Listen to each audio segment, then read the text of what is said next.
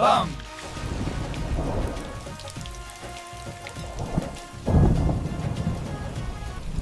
सावन के झारी माँ गूंजे भोले बाबा के नाम, हर हर महादेव बोलेगा था है शंभू के काम। नदिया के धर जैसे बाहे मन मा होई आराम, सावन के झरी माँ गूंजे भोले बाबा के नाम। शैला जय